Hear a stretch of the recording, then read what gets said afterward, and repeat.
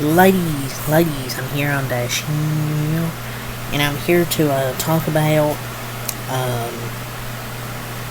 some news, NBA, wrestling, and I've just done NFL news, so y'all should watch that. Wrestling, NBA, and I think that's it, maybe. And I'll do my full college football recap. I'm probably do these weekly, where I do an NFL news a day, do an NFL news in a separate video, and then do my other news, or also NASCAR news. And then I'll do my full college football recap for the games I didn't get to talk about during the Saturdays. Just a few games I recap, but I'll go over a lot of stuff here. Let's get into this video. So I want to talk about some NASCAR to start off here.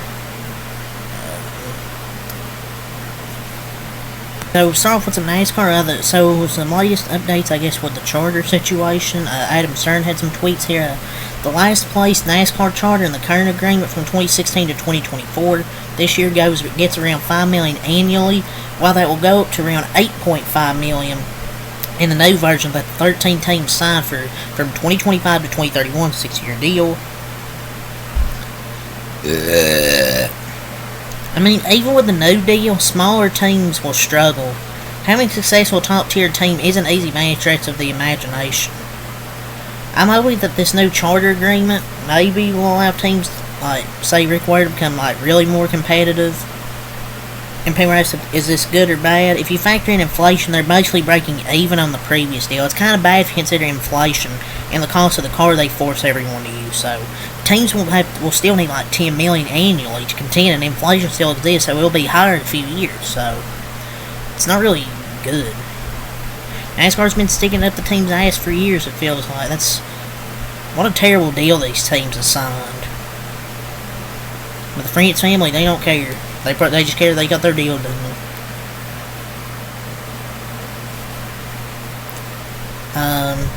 The concerns that some teams have had with the fresh charter contract include whether they will be limited in having a say over costly rule changes, and whether there's no clauses that impact the traditional relationships with drivers plus ownership of their intellectual property.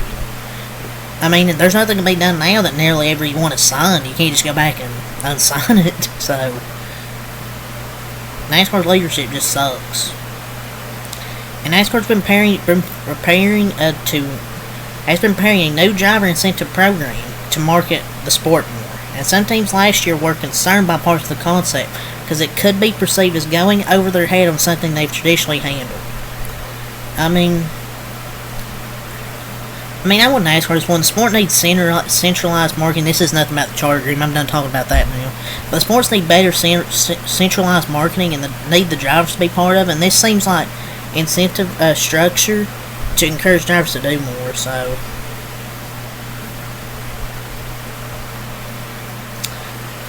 that's all from Adam Stern. Get the Bob Parkers here. Probably some entry list. So, 41 entries for 38 spots in the Xfinity race at the Glen. Some notables, Buford, hit the brakes, Buford, in the 07, Kyle Keller in the 13, Anderson in the 14, Joe Logano in the 15, William Byron in the 17, Ty Gibbs in the 19, Eric Almirola in the 20, Ed Jones in the 26, Austin Green in the 32, and Uzela, how do you say his name, in the 35, Alon Day in the 45, Connor Zilch in the 88, and Ross Chastain in the 92. I mean, there's a lot of Cup guys here, but I mean, I ain't really surprised. So 40. I think that's gonna be 3 DQs. So we'll see. Freaking bug first. Freaking fly just flew across my face.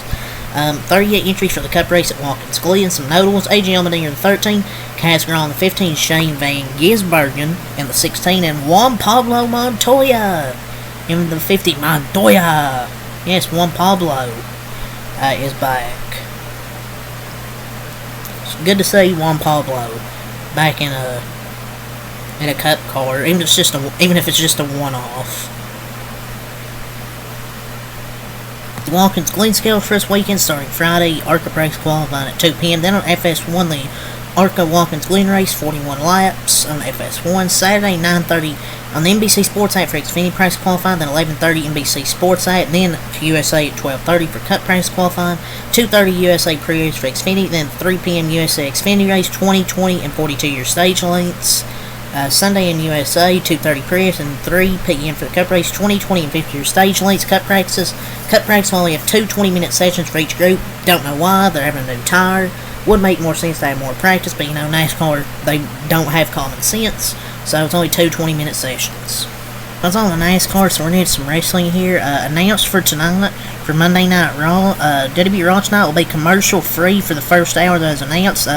The White Six versus American Made in a street fight will kick off the show. I mean, I'm just really surprised that's not the main event.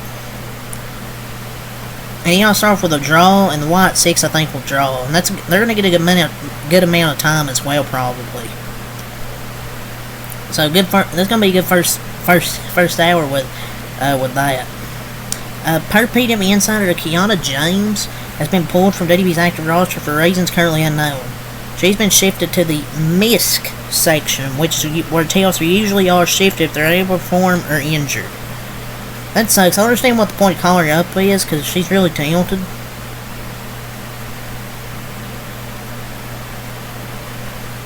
So, I don't know, is she injured? I don't know. She's not been seen since. She had one match. So, I don't know what's wrong with her. I don't really care about this Kevin Nash going off on Logan Paul and click the pod. I really don't care. So Judgment Day's newest official WWE merchandise is out, and it says Street Trash. No way they actually proved this, man. Imagine going out in public and you wear a Judgment Day shirt that says Street Trash. WrestleVotes, I guess, was apparently right.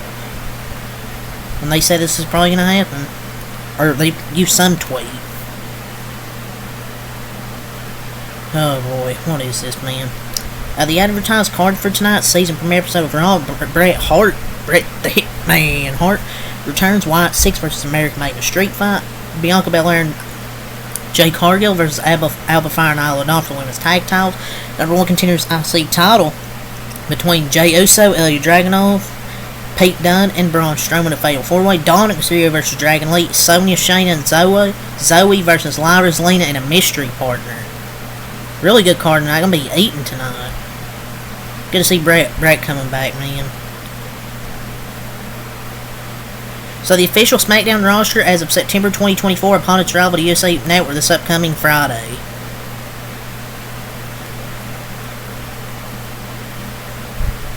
Raw clears this roster easily. So Tony Khan on the trademark AW Shockwave is saying that the company is set to create a shockwave through pro wrestling. I mean, AW Shockwave is a good name for a show. But we're gonna have a huge announcement probably soon. Maybe Shane McMahon coming in here soon. But yeah, that's all the wrestling I want to get into. Talk about some NBA here, and then I'll get to my full college football recap for week 2.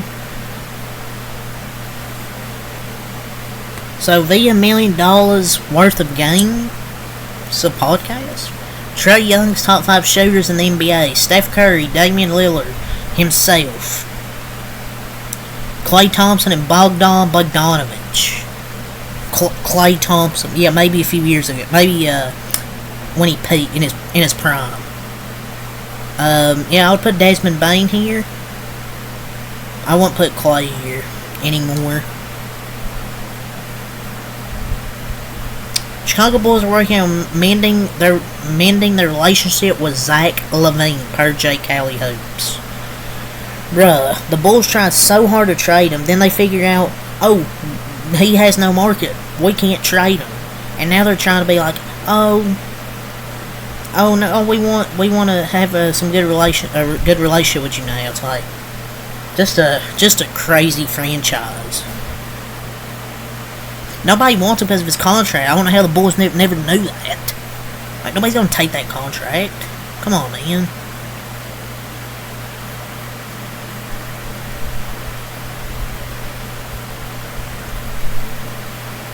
So Stephen A. Smith wants to cover the NBA and NFL and enjoy Monday Night Countdown.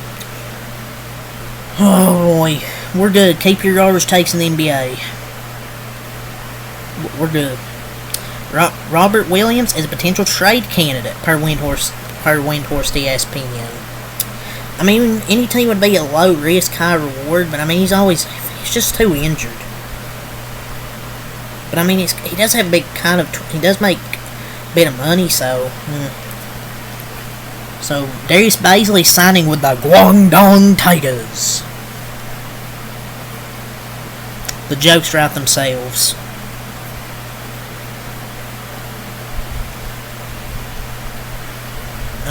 See if we got anything else here. So we'll go to Woj. Nothing here. Okay, so let's get my full college football recap for week 2. I'm probably going to just weekly from the games I don't recap, like just separate recaps on Saturdays. I'll go over the full week 2 games I didn't talk about. Oklahoma State beat Arkansas 39-31. Arkansas had a big lead in this game. They ended up choking in the fourth quarter, and then the kicker missed an overtime. Both kickers missed. Oklahoma State scores a touchdown, and Arkansas went for it 4th and 1, didn't get it, and the game was over. Double overtime thriller, and that's a game Arkansas they should have won, but they ended up choking in typical Arkansas fashion. They should have beat Oklahoma State. Kansas State beat Tulane 34-27, a hell of a game. Kansas State ended up coming back. Maybe Tulane's better than we thought. They got a really good head coach. They should come to Kentucky next season. Penn State struggled with Bowling Green. Maybe Penn State isn't as good as we thought. They really struggled with Bowling Green? Come on. Or maybe it's just a game they're like, oh, we're just going to blow them out, and maybe they got too cocky. Georgia destroyed Tennessee Tech 48-3. Northern Illinois beat Notre Dame, at the time a number 5 ranked Notre Dame team, now down to number 18. Riley Leonard, they should send him back to Duke. That dude can't throw over 5 yards. Even when he does throw short passes, they're not even accurate. Northern Illinois, man, they played really good offensively, I thought. They were able to run the ball really well, especially that Ontario Brown. They just ran the ball really well. And their quarterback was good, Ethan Hampton. Their defense played really well. Riley Leonard threw 2 interceptions on 163 yards. Basically, they have in that team's Jeremiah Love, their running back. Outside of that, they don't have anything. Oh, really? They really don't have that big playmaking receiver, and it doesn't help when your quarterback sucks as well. How the hell did Texas A&M lose this team? But Northern Illinois, they're gonna be dangerous. Utah, they beat Baylor 23-12. Boston College beat Duquesne 56-0. Boston College now ranked. Iowa State beat Iowa. Yeah, Iowa's always overrated every year. I don't know how they even get in the top 25. Iowa State won, and now they're ranked. Louisville beat Jacksonville State. Miami destroyed Florida A&M 56-9. Ole Miss destroyed Middle Tennessee 52-3. Alabama, the score, it is a blowout because they scored a lot of points late in the fourth quarter, but they need to play more better. They can't just start messing around, because South Florida could have beat them if they had a better offense. South Florida really hung around until fourth quarter where Alabama finally pulled away. 42-16 was your final, but it was a really close game all the way throughout until the final few minutes. Missouri destroyed Buffalo 38-0. Man, Missouri's going to be really good this year with Luther Bowden.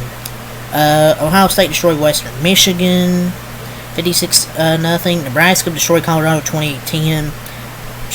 My prediction with Nebraska going 7-0 until the Ohio State game's going to look good. LSU destroyed Nichols Nichols State 44-21. Their defense still has to be better. Oklahoma destroyed Houston 16-12. Did I say destroy? I meant they close game. I was looking at the game below. Oklahoma with a struggle win. Clemson destroyed App State 66-20. Yeah, so much for that upset pick I had. Arizona beat Northern Arizona 22-10. Really struggled until the fourth quarter. Oregon beat Boise State. Boise State freaking sold. They had 2nd and 6. They don't give it to probably one of the best running backs in college football this year, and Ashton Jeanty. Like, come on. USC beat Utah State 48-0, and yeah. So that's my full Week 2 recap for college football. So we'll see what happens in Week 3. I'll do my predictions this week. So yeah, this week should be Week 3 looks okay. It's not great, but it's always here. Leave a like, comment, subscribe for more. Next time out. Peace.